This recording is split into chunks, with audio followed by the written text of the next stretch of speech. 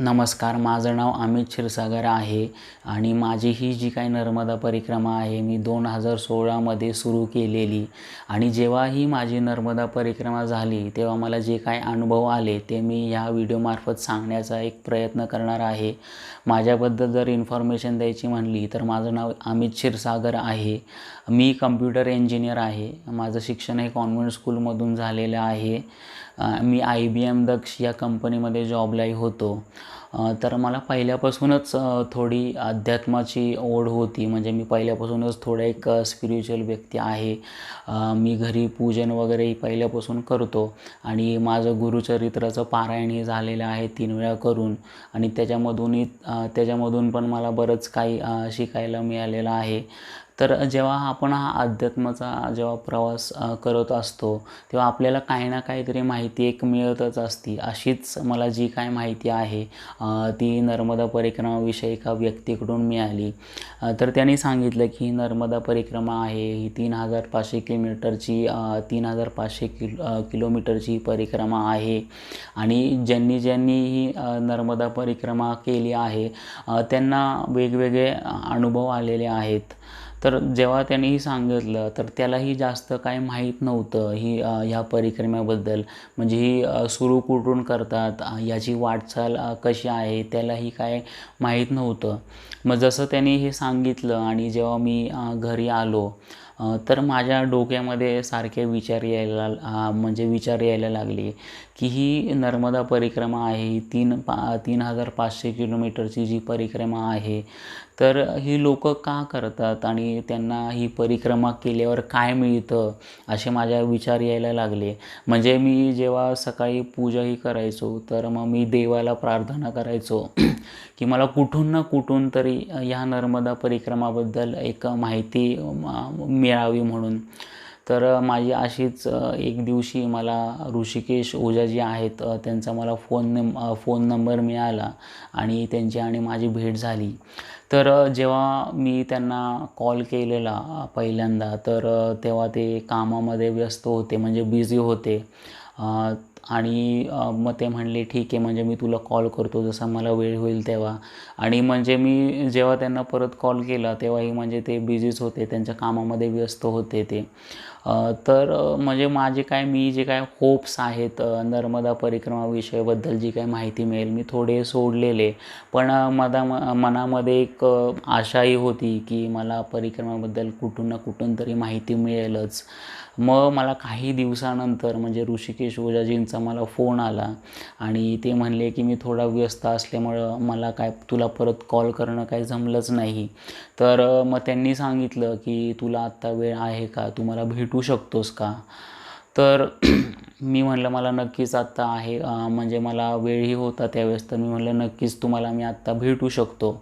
मग त्यांनी मला भेटायला बोलवलं आणि मग मी माझे जे काय आहेत ते कपडे बदलले आणि गाडी सुरू केली आणि त्यांना भेटायला गेलो. तर म्हणजे माझी उत्साह वाढलेला की चला मला नर्मदा परिक्रमाविषयी काही ना काहीतरी आता जी माहिती मिळणार आहे. तर त्यांना मी भेटायला तळजाईला गेलो. म्हणजे तळजाईला पुण्यात मंदिर आहे तळजाई मातेचं. तिथं मी त्यांना भेटायला गेलो आणि तिथं अशी दुपारची वेळ होती आणि शांतता होती तिथं. मग आम्ही मंदिरामध्ये बसलो. तर त्यांनी मग मला विचारलं की म्हणजे इन्फॉर्मेशन विचारली माझ्याबद्दल की काय आहेस, कुठून आहेस, तुझं गाव काय आहे, तू काय करतोस. तर मी त्यांना म्हणजे सांगितलं की माझं असं आहे, मी कम्प्युटर इंजिनियर आहे आणि मला ही नर्मदा परिक्रमा करायची आहे. तर मला त्याच्याबद्दल म्हणजे माहिती मिळायची आहे म्हणून मी तुम्हाला भेटायला आलेलो आहे. तर मग त्यांनी मला विचारलं की म्हणजे ही नर्मदा परिक्रमा विषयाबद्दल तुला कसं समजलं. तर मग मी त्यांना सांगितलं की मी शंकर महाराज मठात जात असतो पाया पडायला महाराजांना, अष्टमीलाही जात असतो. तर तिथं मला एका व्यक्तीकडनं म्हणजे माहिती मिळाली नर्मदा परिक्रमाबद्दल. पण त्यालाही जास्त काही माहीत नव्हतं आणि मग तुमची आणि माझी भेट झाली आणि मग तुम्हाला भेटायला आलो आणि मला काहीतरी इन्फॉर्मेशन मिळेल तुमच्याकडनं हा म्हणजे एक माझा प्रयत्न आहे. तर मग त्यांनी सांगितलं की म्हणजे ठीक आहे, मी तुला नक्कीच जी काय आहे नर्मदा परिक्रमाबद्दल इन्फॉर्मेशन देतो. आणि मग त्यांनी सांगितलं की म्हणजे ही जेव्हा परिक्रमा करायची असेल तर त्याला काय काय लागतं, काय काय सामान लागतं. मग त्यांनी सांगितलं की तुला जेव्हा ही परिक्रमा करायची असेल तर तुला पांढरे कपडे लागतील, कमंडलू लागेल, एक दंड लागेल, एक बॅग लागेल. मग हे कसं कुठून सुरू करायची ही परिक्रमा, ओंकारेश्वरपासून सुरू करतात. मग असं ते मला इन्फॉर्मेशन म्हणजे सांगत होतं. आणि जसे जसे ते सांगत होते तसं माझा उत्साहही वाढत होता की आपल्याला चला काहीतरी एक माहिती मिळत आहे नर्मदा परिक्रमाविषयी. आणि मग आणि मग त्यांनी मग सांगितलं की तू म्हणजे मला विचारलं की तू घरी ह्याची कल्पना दिलेली आहेस का, म्हणजे ही तू परिक्रमा करणार आहेस. तर मी म्हटलं अजून तर मी काही सांगितलेलं नाही आहे, पण मी नक्कीच माझ्या घरातल्यांना म्हणजे कन्विन्स करण्याचा प्रयत्न करीन. आणि मग त्यांनी मला सांगितलं की जर तुला परिक्रमा करायची असेल तर तुला पहिल्यांदा सराव करायला लागेल. आणि माझी तब्येत ही त्यावेळेस थोडी अशी जास्त होती. तर ते म्हणले तुला चालायला वगैरे लागेल, थोडं जे काही वजन आहे तुझं कमी करावं लागेल, म्हणजे तुझी एक प्रॅक्टिस होईल आणि सराव होईल. तर मी म्हटलं नक्कीच जे काय माझे आहेत ते मी प्रयत्न करीन. आणि मग तिथंच मग मागं म्हणजे भेळचं एक दुकान होतं. मग तिथं म्हणजे आम्ही भेळ खाल्ली आणि मग मी त्यांना नर्मदे हर म्हणलं आणि मग मी तिथून निघून गेलो. म्हणजे मग मी घरी आलो आणि मग मी 2 दिवसानंतर त्यांनी जे काय म्हणजे सामान सांगितलेलं मला ते मी सामान घेऊन आलो, म्हणजे जे जे त्यांनी सांगितलेलं ते सामान. आणि आता इथून पुढचा प्रश्न होता की माझ्या घरातल्यांना कन्विन्स करण्याचा. तर मग मी माझ्या आईला सांगितलं की म्हणजे मला अशी एक नर्मदा परिक्रमा आहे, ही 3500 किलोमीटरची ही परिक्रमा आहे आणि ही मला परिक्रमा करायची आहे. तर मला आई म्हणली म्हणजे किती दिवस लागतात. तर मी म्हणलं ही परिक्रमा जी आहे ही 3 वर्ष 3 महिने 13 दिवसाची ही परिक्रमा आहे. पण एवढा कालावधी तर मला काही जमणार नाही. आणि ही परिक्रमा म्हणजे एक 3 ते 4 महिन्यामध्ये केलं तरी चालतं, म्हणजे चालतं. तर मग मी माझ्या आईला सांगत होतो की अशी अशी परिक्रमा आहे. मग ती म्हणली तुला माहिती मिळाली का. तर मी म्हणलो हो माहिती मिळाली. तर आई म्हणली तुला माहिती मिळाली, पण मी म्हणलो एक व्यक्ती होते, त्यांना मी भेटलो आणि त्यांनी मला जी नर्मदा परिक्रमाबद्दल जी काय माहिती, जी एसेन्शियल जी माहिती मला म्हणजे पाहिजे होती ह्या परिक्रमेबद्दल, त्यांनी मला जी काही थोडीफार माहिती आहे म्हणजे ही सांगितलेली आहे. तर मग तसं मग मी आईला सांगितलं. तर मग आई म्हणली ठीक आहे, म्हणजे जर तुला जमणार असेल, ही परिक्रमा करायची असेल तर ठीक आहे म्हणली, मग तू जाऊ शकतोस, तसं काय म्हणजे प्रॉब्लेम नाही. आपण जेव्हा ही परिक्रमा करतो तर आपल्याला हे 3 स्टेट्स लागतात, म्हणजे 3 स्टेट्स आपण क्रॉस करतो. पहिल्यांदा आपल्याला मध्य प्रदेश लागतं, हे सर्वात मोठं आहे या परिक्रमेमध्ये. मग आपल्याला महाराष्ट्रही लागतं, म्हणजे ही छोटी स्टेट आहे, म्हणजे जास्त आपला काय प्रवास होत नाही चालणं महाराष्ट्रामधून. तर आणि मग त्यानंतर गुजरात लागतं. म्हणजे अशा आपल्याला 3 स्टेट्स ही लागतात ह्या परिक्रमेमध्ये. तर आपला हा जो काय प्रवास आहे म्हणजे परिक्रमेचा, म्हणजे ही जी काय वाटचाल आहे ती तर आपण बघणारच आहोत पुढच्या भागामध्ये. जर तुम्हाला हा जो माझा व्हिडिओ आज आवडला असेल तर नक्कीच माझ्या चॅनेलला सबस्क्राईब करा, लाईक करा, कमेंट करा, म्हणजे तुम्हाला जे काय माझे आहेत पुढचे व्हिडिओज हे बघायला मिळतील. मग जसं आपण पाहिलं मागच्या भागामध्ये की मला ही जी नर्मदा परिक्रमाविषयीबद्दल म्हणजे नर्मदा परिक्रमाविषयी जी काही माहिती एसेन्शियल माहिती मिळायला पाहिजे होती ती मला कशी मला माहिती मिळाली. मी कसा ऋषिकेश ओझाजींना भेटलो आणि त्यांच्याकडनं जी इन्फॉर्मेशन त्यांनी मला नर्मदा परिक्रमाविषयी म्हणजे दिली. तर आता आपण बघणार आहोत जो काय आहे हा पुढचा भाग. म्हणजे एक दिवशी मी असंच बसलेलो आणि एक दुपारची वेळ होती. तेव्हा मला ऋषिकेश ओझाजींचा फोन आला की अमित तुला वेळ आहे का.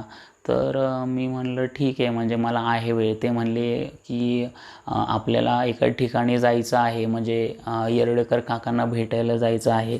त्यांची ही नर्मदा परिक्रमा झालेली आहे आणि त्यांना भेटल्यावर आपल्याला जास्त इन्फॉर्मेशन तुला मिळेल. ही ते जस्ट ऑस्ट्रेलियामधून आलेले आहेत आणि त्यांना आत्ता वेळ आहे, तर आपण जाऊयात.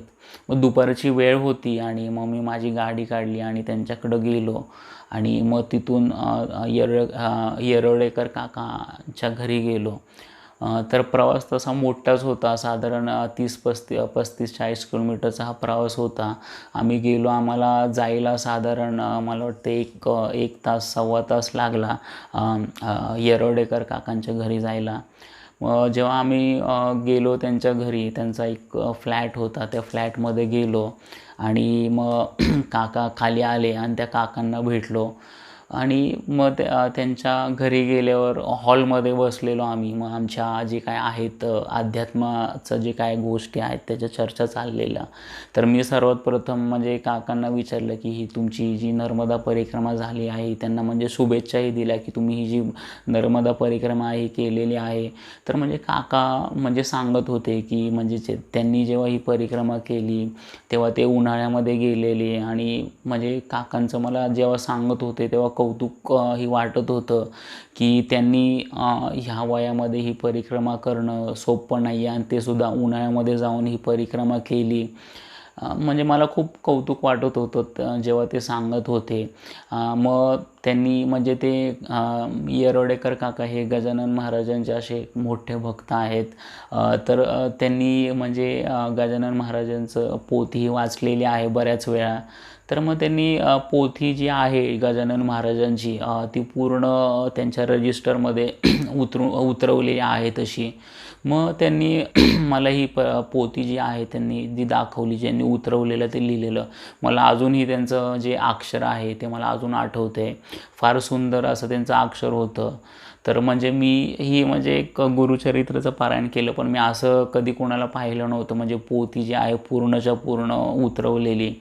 मग मी त्यांना एक्सपिरियन्स विचारत होतो. म्हणजे काकांनी मला त्यांचा एक एक्सपिरियन्सही सांगितला की म्हणजे ते सांगत होते की म्हणजे जे गजानन महाराजांचे तर पहिल्यापासूनच भक्ती करत आहेत. तर ते असेच एका ठिकाणी गेलेले. तर जसं गजानन महाराज म्हणजे जे अवलिया असतात ते म्हणजे महान असतात. तर तसं त्यांना एक व्यक्ती तिथं भेटला, म्हणजे असा म्हणजे विचित्रसारखाच असं तो म्हणजे वागत होता, बघत होता, असा शिव्याही देत होता लोकांना, असं ते सांगत होते. तर त्यांना भेटले आणि त्यांना तिथं गेले ते आणि त्यांना भेटले. मग त्यांनी काय माहिती आहे मग त्यांना काय वाटलं, मग त्यांनी विनवणी केली की घरी या म्हणून. तर ते असं जनरली ते सांगत होते की कुणाचं ऐकतही नव्हते. मग त्यांनी सांगितल्यावर ते त्यांच्या घरी आले आणि तिथं घरी बसले. मग जेव्हा ते घरी आले तेव्हा त्यांनी एक सुपारी मागितली. ते जे म्हणजे जे व्यक्ती होते ते. तर जेव्हा काकांनी त्यांना सुपारी दिली तर त्यांनी ते सुपारीमध्ये असं त्यांचं जे काही नख होतं ते नखानेच असे कोरायला लागले आणि ते जेव्हा सुपारी म्हणजे ते म्हणले ठीक आहे म्हणजे आता मग मी जातो. त्यांचं जे काय झालं तर त्यांनी ही सुपारी जी आहे काकांना दिली आणि ते तिथून निघून गेले आणि ते म्हणले कुणालाही देऊ नको. तर जेव्हा ते गेल्यावर त्यांनी म्हणजे पाहिलं त्या सुपारीमध्ये एक छोटीशी सुपारी होती. त्याच्यामध्ये जे त्यांनी जे त्यांचं नख होतं त्यांच्या नखाने त्यांनी जे गणपतीचं जे आहे ते कोरलेलं तिथं.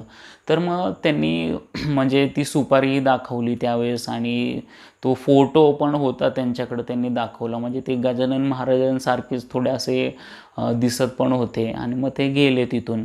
असं त्यांनी त्यांचा जो काय होता म्हणजे एक अनुभवही सांगितला म्हणजे काकांनी म्हणजे आम्हाला.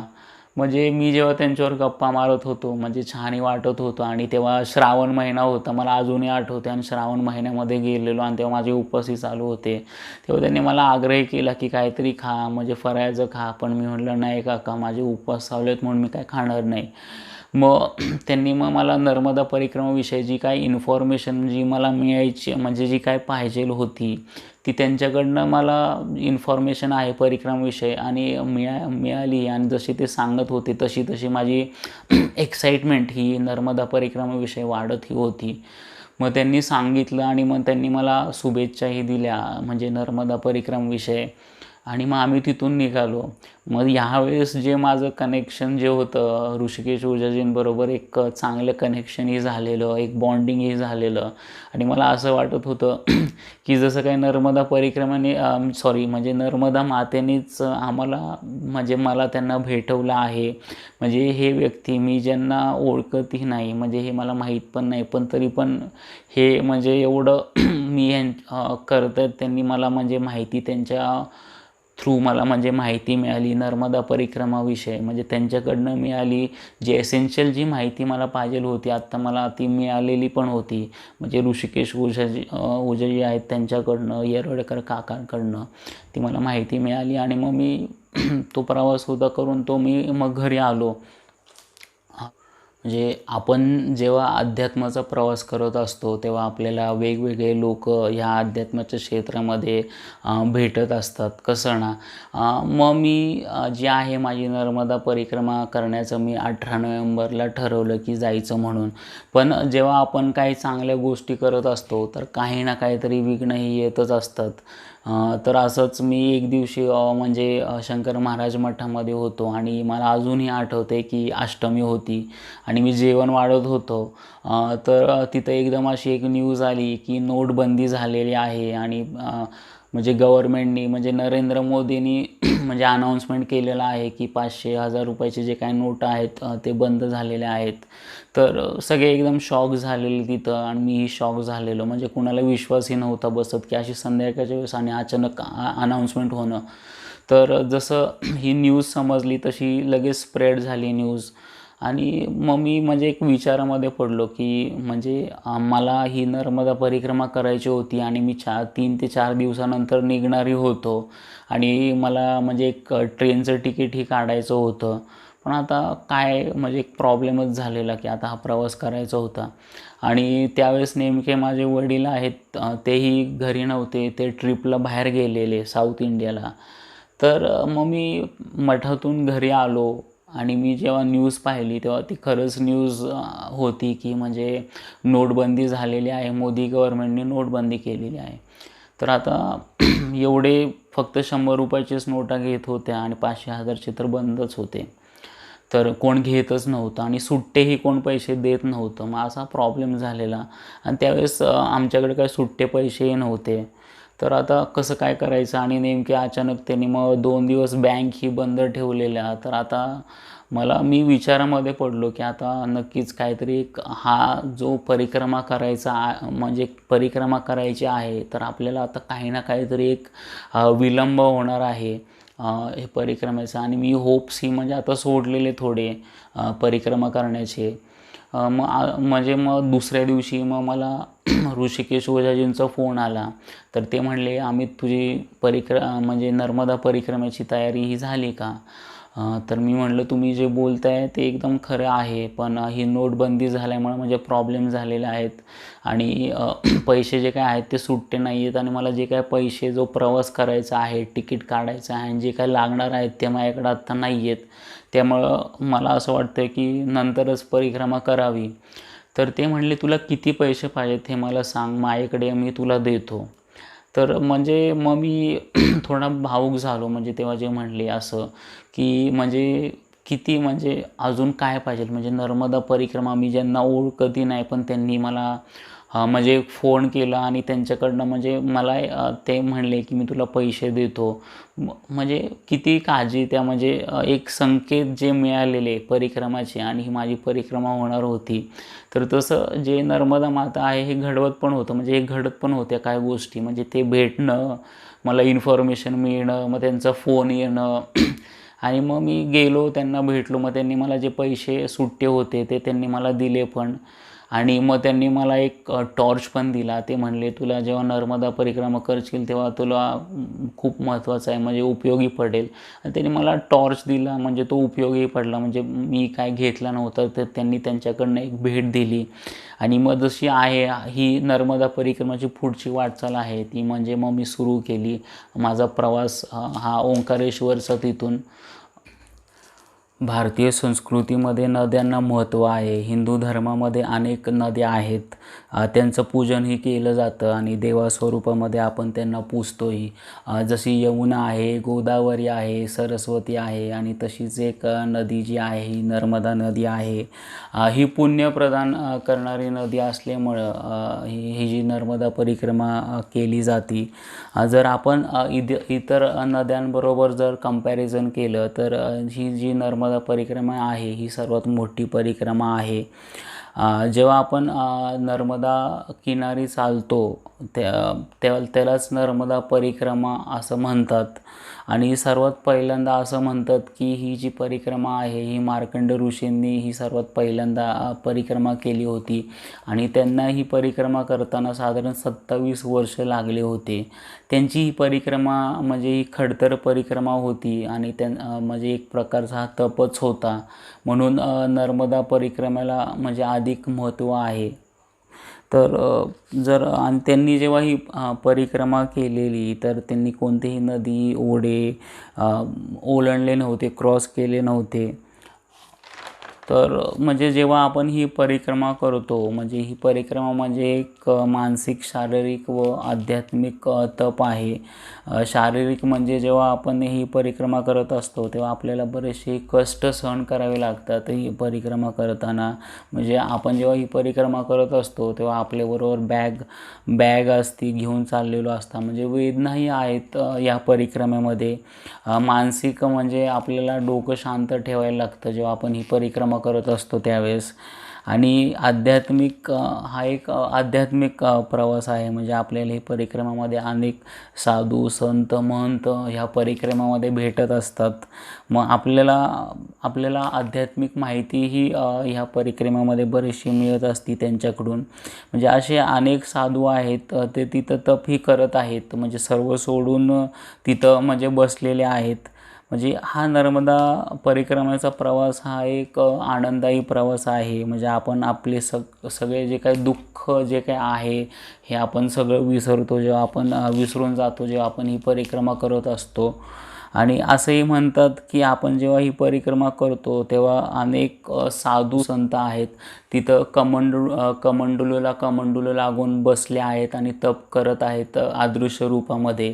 म्हणजे जेव्हा आपण ही परिक्रमा करत असतो नर्मदा किनाऱ्याने जेव्हा चालत असतो तर त्यांचेच आपल्याला जे काय आहेत ते नक्कीच जे काय पॉझिटिव्ह एनर्जी आणि जे व्हायब्रेशन जे आहेत आपण जेव्हा चालत असतो ते आपल्याला एक प्रकारचं म्हणजे तिथं गेल्यावर जाणवतही असतं.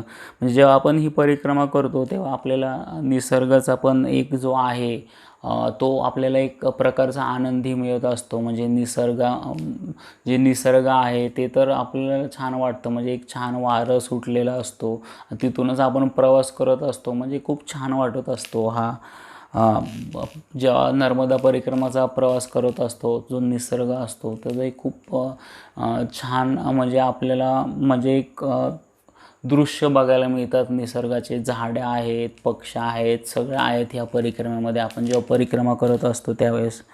म्हणजे आपण जेव्हा प्रवास करतो तेव्हा आपल्याला अनेक लोकही ह्या परिक्रमेमध्ये आपल्याला भेटत जातात आणि आपलं जे काय आहे एक प्रकारचं आयुष्य बऱ्यापैकी बदलतं जेव्हा आपण परिक्रमा करतो. म्हणजे जेव्हा आपण जशी ही परिक्रमा चालू करतो आणि आपल्याला एक प्रकारचा एक एक्सपिरियन्स ह्या परिक्रमा जेव्हा आपण सुरू करतो आणि जेव्हा ही आपली परिक्रमा होती तेव्हा एक आपलं आयुष्यच बदलून जातो. एक एक्सपिरियन्स आपल्याला ह्या परिक्रमामध्ये असं मिळतो आणि जी सायकॉलॉजी असते ती पण आपली चेंज होती जेव्हा आपण ही परिक्रमा करतो त्यावेळेस. म्हणजे ही परिक्रमा ही 3 प्रकारे केली जाते. म्हणजे ही परिक्रमा आपण पायी करू शकतो, गाडीने करू शकतो आणि गाडी प्लस चालतही करू शकतो. म्हणजे असेही म्हणतात की जेव्हा ही परिक्रमा जर पायी केली तर ह्या परिक्रमेला अधिक महत्त्व आहे असंही म्हणतात. आणि ज्यांना ही परिक्रमा म्हणजे पायी प्रवास नाही करत ते लोक गाडीने ही परिक्रमा करतात. मग जेव्हा आपण ही गाडीने परिक्रमा करतो तर साधारण टेंटेटिव्हली 18 दिवस लागतात ही परिक्रमा करताना. म्हणजे जशी जमेल तशी लोक ही परिक्रमा करतात. आणि ही परिक्रमा साधारण ओंकारेश्वरपासून सुरू केली जाते किंवा अमरकंटकपासूनही करू शकतो आपण ही सुरू. नेमावरपासूनही ही परिक्रमा सुरू करू शकतो. पण जास्त करून लोक ही जी परिक्रमा आहे ही ओंकारेश्वरपासूनच सुरू करतात. कारण की जेव्हा आपण ओंकारेश्वरपासून सुरू करतो तर आपल्याला जल जे असतं मैयाचं परत सोडायला ओंकारेश्वरलाच यायला लागतं. परिक्रमेचं जे काही जल आहे, जेव्हा परिक्रमा पूर्ण होती त्यावेळेस ते जल सोडायला आपल्याला परत ओंकारेश्वरलाच यायला लागतं. मग जसा माझा हा जो प्रवास होता, म्हणजे मी पुण्यातून निघालेलो दुपारी आणि मी ट्रेन पकडली. मग मी इंदोरला गेलो, म्हणजे इंदोरला पोचलो ट्रेनमधून आणि मग तिथूनच मग मी ओंकारेश्वरला गेलो, म्हणजे तिथून इंदोरवरून जवळच आहे. मग तिथं गेल्यावर तिथं गजानन महाराजांचं जे काही आश्रम होतं, मग मी तिथं पोचलो आणि तिथं खूप छान वाटत होतं. त्या आश्रमामध्ये जेव्हा गेलो त्यावेळेस तिथं मग एक हॉल होता, त्या हॉलमध्ये गेलो आणि तिथं म्हणजे मी माहिती दिली की मला ही जी नर्मदा परिक्रमा करायची आहे म्हणून मी इथं आलेलो आहे. मग तिथं हॉलमध्ये गेल्यावर मग आपल्याला आपलं आधार कार्ड जे काय आहे ते माहिती त्यांना द्यावी लागते. मग त्यांना झेरॉक्स द्यावं लागतं. मग त्यांनी मला थांबायला तिथं जागा दिली. त्या गजानन महाराजांचं जे काय आश्रम आहे तिथं एक हॉल होता. त्या हॉलमध्ये अनेक परिक्रमावासी राहत असतात, तर तिथं ते म्हणले तिथं जाऊन थांबा. मग तिथं आपल्याला 2 दिवसाचा एक कालावधी देतात की परिक्रमावासींना तुम्ही थांबू शकता. मग तिथं जेवण वगैरे करायला देतात, म्हणजे फ्रीमध्येच असतं. आपण जेव्हा तिथं गेल्यावर जर परिक्रमावासी असेल तर तिथं छान सेवाही देतात. म्हणजे गजानन महाराजांचं जे काही आश्रम आहे तिथं छानही वाटतं आणि तो खूप छान असा एक परिसर आहे, खूप स्वच्छ आहे आणि तिथं गेल्यावर आपल्याला जे काही व्हायब्रेशन्स आहेत नर्मदा मातेचे, म्हणजे नर्मदा किनाऱ्याचे तिथं गेल्यावर म्हणजे जाणवतही असतात. तर इथून तर जो काय हा आहे नर्मदा परिक्रमेचा प्रवास आपण पुढच्या भागामध्ये बघणार आहोत. जर माझा व्हिडिओ आवडला असेल तर नक्कीच माझ्या चॅनलला सबस्क्राईब करा, लाईक करा, कमेंट करा, म्हणजे जेणेकरून पुढचे जे काही व्हिडिओज आहेत ते तुम्हाला बघायला मिळतील. नर्मदे हर.